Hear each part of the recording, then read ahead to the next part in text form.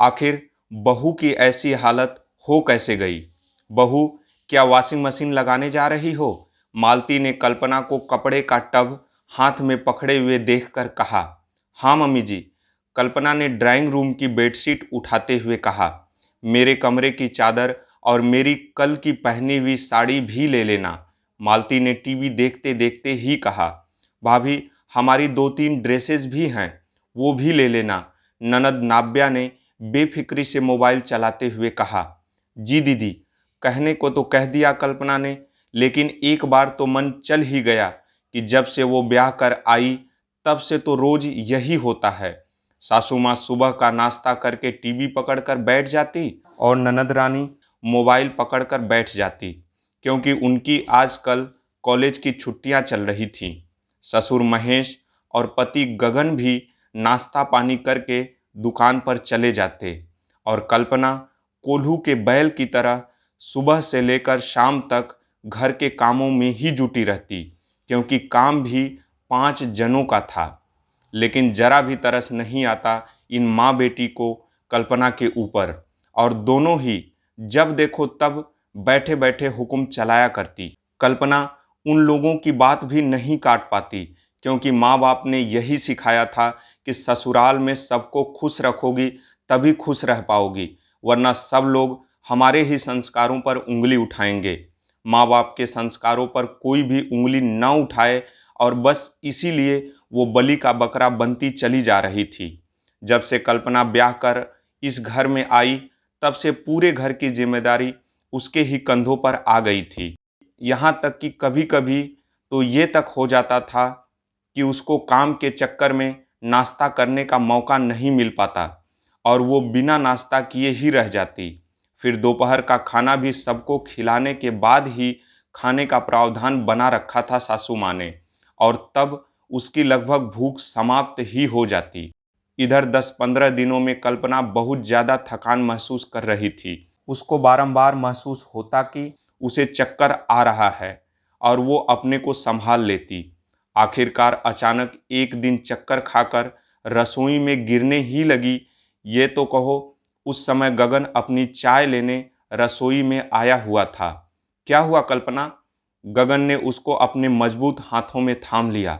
कुछ नहीं गगन, बस थोड़ा सा चक्कर सा आ गया। कल्पना ने बहुत संभलने की कोशिश की, लेकिन कल्पना गगन की बाहों में झूल ही गई। कुछ नहीं कैसे? ऐसे कैसे तुम्हें चक्कर आ गया? चलो कमरे में आराम से लेटो चलकर, बहुत ज़्यादा काम करती रहती हो। गगन ने उसकी बाँह पकड़कर कहा। अरे नहीं गगन, अभी बहुत सारा काम बाकी है। अगर मम्मी जी को चाय नहीं मिलेगी तो वो अभी गुस्सा करने लगेंगी, कल्पना घबराते हुए बोली। कल्पना, पहले चलो तुम लेटो चलकर, बन जाएगी अभी चाय। अभी गगन यही कह रहा था कि कल्पना बेहोश ही हो गई। गगन किसी तरह से उसको कमरे तक लेकर आया और आते ही घबराते हुए मालती को आवाज़ लगाने लगा। और अभी तो महेश भी घर पर ही थे। मालती से पहले महेश उसके कमरे में पहुंच गए। क्या हुआ बेटा, क्यों चिल्ला रहे हो? क्योंकि गगन की आवाज़ की घबराहट से महेश भी घबरा गए थे। ये देखिए न पापा, पता नहीं कल्पना को क्या हुआ, रसोई में चक्कर खाकर बेहोश हो गई। मैं अभी डॉक्टर को बुलाकर लाता हूँ।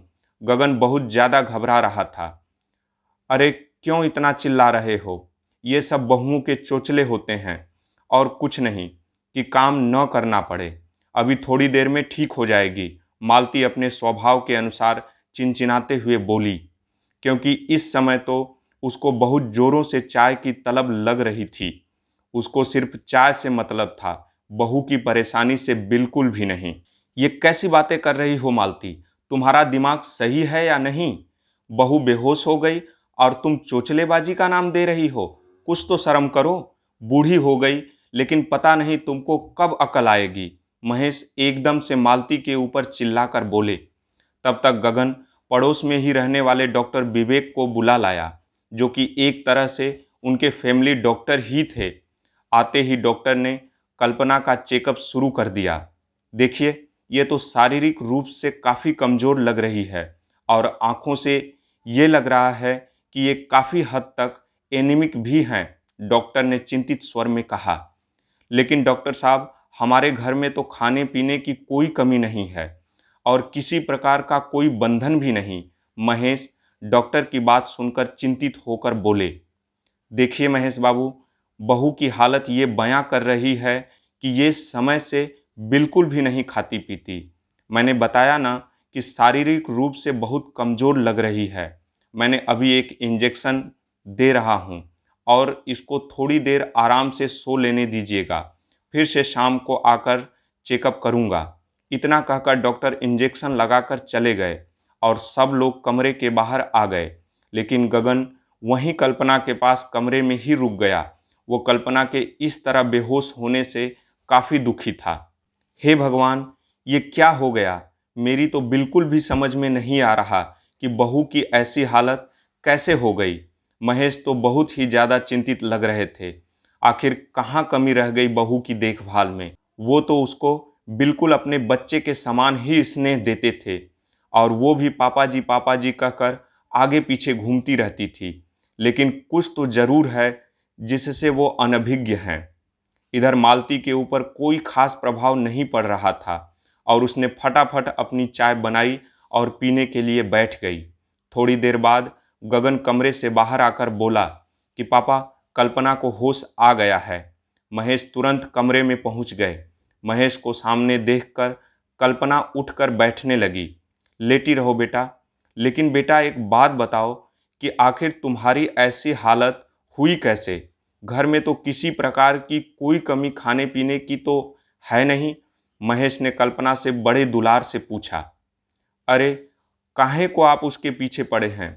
हो गया होगा अचानक कुछ, अब तो ठीक हो गई है ना? तब तक मालती भी पीछे से पहुंचकर बोल पड़ी। तुम चुप रहो, महेश मालती को डांटते हुए बोले। बहू, मैं तुमसे कुछ पूछ रहा हूँ। क्या तुम अपने खाने पीने का ख्याल नहीं रखती हो? क्यों इतना ज़्यादा एनीमिक हो गई? कल्पना ने डरते हुए मालती की तरफ देखा। बिल्कुल भी डरो मत बहू, साफ साफ बताओ कि क्या बात है? महेश ने कल्पना को मानसिक सहानुभूति दिखाते हुए कहा। पापा जी, कभी कभी काम की इतनी अधिकता हो जाती है कि सुबह का नाश्ता तो छोड़ ही दीजिए, चाय तक पीने का मौका नहीं मिल पाता और फिर दोपहर में भी सबके खाने के बाद ही खाने बैठती हूँ। तब तक भूख भी जैसे खत्म ही हो जाती है और कभी अकेले बैठकर खाया नहीं तो इस वजह से और भी खाना अच्छा नहीं लगता है। कल्पना ये सब कहते हुए बहुत डर रही थी। और तुम क्या कर रही हो दिन भर? और तुम्हारी वो लाडली जो अभी तक सो रही है, क्या वो भी बहू का काम में हाथ नहीं बटा सकती? महेश ने मालती की तरफ तिरछी नज़रों से देखते हुए कहा। अब क्या मैं बहू के आने के बाद भी काम करूंगी? और नाव्या नाव्या क्या काम करेगी? यहाँ पर है तो आराम कर ही ले, ससुराल जाकर तो उसको काम करना ही है। मालती सफाई देते हुए बोली। तो क्या तुम लोगों ने बहू को काम करने की मशीन समझ रखा है? और काम तो छोड़ भी दो, तुम लोगों से तो ये भी नहीं होता कि बहू के खाने पीने का ही ख्याल रख लो कि उसने समय से कुछ खाया पिया भी है या नहीं। अपनी बिटिया के पीछे तो थाली लेकर दिन भर दौड़ती रहती हो। आज से ये सब मुझको बिल्कुल भी सुनने को न मिले, वरना मुझसे बुरा और कोई नहीं होगा। समधी जी से कितने भरोसे के साथ कहा था कि बहू को अपनी बिटिया बनाकर रखूंगा, लेकिन तुम्हारी वजह से मैं खुद से आंखें नहीं मिला पा रहा हूँ। महेश बहुत ज़्यादा नाराज लग रहे थे। पापा, आप चिंता मत कीजिए, आज से कल्पना का ख्याल मैं खुद रखूंगा। गलती मेरी है जो मैंने उसके ऊपर ध्यान नहीं दिया। आज से मैं उसे अपने साथ बिठाकर खिलाऊंगा पिलाऊंगा। मुझको तो कल्पना की हालत देखकर बिल्कुल भी अच्छा नहीं लग रहा है। जीवन साथी बनाकर लाया हूँ तो जिम्मेदारी भी मेरी है। गगन अभी भी कल्पना के पास ही बैठा हुआ उसका सिर सहला रहा था। कल्पना तो अपने पति और ससुर का प्यार देखकर बिल्कुल अभिभूत हो गई। मुझको माफ़ कर दीजिए, अब ऐसी गलती मुझसे बिल्कुल भी नहीं होगी। बहू, तुम भी मुझको माफ़ कर दो। मैं तुमसे वादा करती हूँ कि अब से ऐसा बिल्कुल भी नहीं होगा। हम सभी लोग साथ ही बैठकर खाएंगे पिएंगे। मालती सचमुच शर्मिंदा हो गई और कल्पना का सिर सहलाते हुए बोली, क्योंकि गलती तो उसी की ही थी। मम्मी जी, गलती तो कहीं न कहीं मेरी भी थी कि मुझको खुद अपना ख्याल रखना चाहिए था। जानबूझकर ऐसी नादानी कर डाली मैंने।